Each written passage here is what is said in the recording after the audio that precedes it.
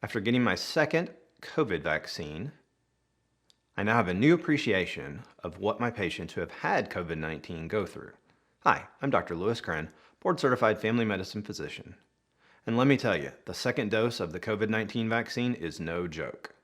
It made me feel worse than I've felt in a long time. Stick around for the rest of this video and I'll go through my experiences and tell you why I'm glad I had some side effects and what I think it means for my response to the COVID vaccine and how it might protect me in the future.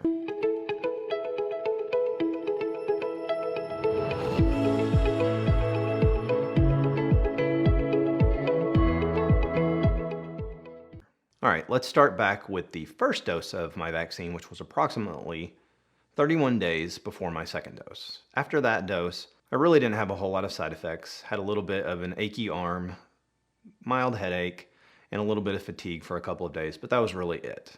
Nothing real significant. Now, after my most recent dose last Friday, I felt terrible. I got my vaccine at approximately 7:30 in the morning, worked the rest of the day, felt pretty good. My arm got a little bit sore, faster than it did with the first dose, but really not any worse than the first dose. But by about 7:30 that night, so about 12 hours later, I really started to feel bad.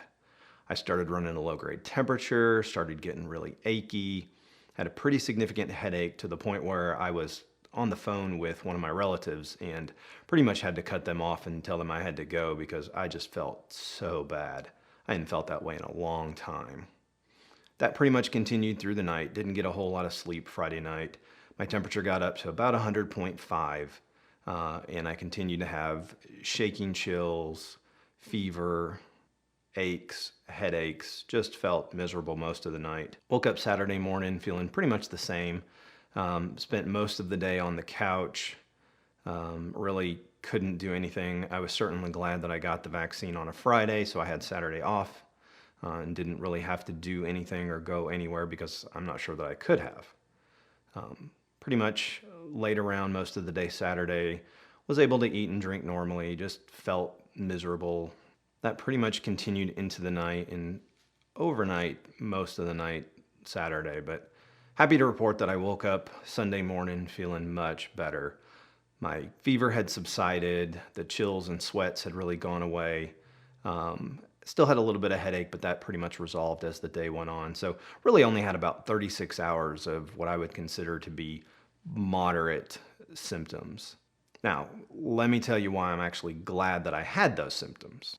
I opted not to take anything for my symptoms because I didn't want to blunt my immune response any more than I had to. I think if my symptoms had continued for any longer, I probably would have, but since I had the weekend, didn't really have anywhere to go or anything to do, I figured I'd just let it take its course. And in hindsight, I'm actually glad I did. Now, if you look at the reported data from the Moderna trial, which by the way, Moderna is the vaccine I got. There are two of them out there right now, Moderna and Pfizer. My health system was giving the Moderna vaccine, so that's why mine was 31 days apart. You can get it as quick as 28 days apart, but just due to logistics and timing, mine was 31 days. If you look at the data in the trials, 92% of patients had some sort of a side effect. Most of those were just injection site pain, pretty common. You got a shot, it gets into the muscle, that's where it does its job, it makes the muscles a little bit sore.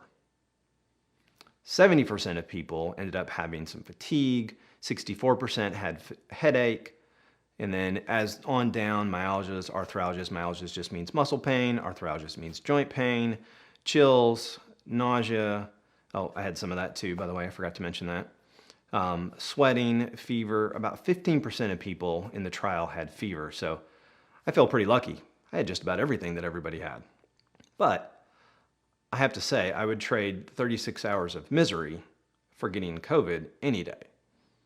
Because that short period of time, which is consistent with some of the other reports that I've heard from other people who have gotten the vaccine, either in the trial or as part of the mass vaccination plan going on right now, their side effects lasted anywhere from 12 to 36 hours, sometimes as long as 48, but most of them went away pretty quickly. I would definitely choose that over getting COVID and having days of symptoms and potentially the long-term complications that we're starting to see in a lot of individuals. So I'm very glad that I was able to get the vaccine before I got COVID itself. Now, why am I glad that I had side effects? Who wants to be miserable voluntarily, right? Well, I'm glad I got side effects because if you understand why the side effects happen, you know that it's your immune system's response to the vaccine that dictates you getting side effects. The fact that I had side effects means that my immune system was kicking into action. So hopefully that means in the future, my body is going to be able to respond when exposed to the COVID virus and neutralize it before it makes me sick. That's the idea behind the vaccine, right? Now, not everybody gets side effects, and don't think that just because you didn't get side effects that the vaccine isn't effective. That's not what I'm saying. I'm just saying it's reassuring to me that because I had side effects, hopefully that means I'm going to be more likely to be protected from getting COVID in the future. Now, as we age, our immune system isn't as robust as it once was, and this was shown even in the trials. Those 65 and older generally didn't have a lot of side effects. That's because usually people who are 65 and older have lower immune systems. Now, thankfully, in the analysis of the vaccine data, they showed that it was highly effective even in those individuals over 65. So again, don't take lack of side effects to mean lack of efficacy. That's not what I'm saying. Now, please don't take my experience with side effects or anybody else's experience with side effects to deter you from getting the vaccine. Trust me, it's completely worth having a few hours of mild to moderate symptoms versus getting COVID-19 and all the side effects and symptoms and complications that come with it. Most people describe the side effects of the vaccine to be a mild version of COVID-19, and frankly, if that was a mild version, I don't want the real thing. And I think a lot of my patients who have had the real thing would agree with me. So please don't let it dissuade you from getting the vaccine. There's a good chance you won't have side effects at all. There's a chance that they won't be as significant as mine. There's a really good chance that they won't last but more than a few hours, a day or two at the most, and it is completely worth it. Now, I chose not to take any Tylenol or ibuprofen. I suspect if I had, my symptoms may not even have been as severe as they were. And there's certainly nothing out there that says you can't take Tylenol or ibuprofen. I just chose not to. That was my choice. I'm certainly not advocating that that be your choice. If you choose not to, I don't think it's going to hurt you, and it may help your immune system react more efficiently and effectively, but there's certainly no data that says that's absolutely the case. That was just my choice. So, as the vaccine rollout begins to ramp up, I hope you will consider getting the vaccine when it's your turn. Please, if you have any questions about the vaccine, ask your local health department, ask your provider, or if you have general questions, leave them down in the comments below and I'll be happy to answer them as best I can. All right, that's it for today.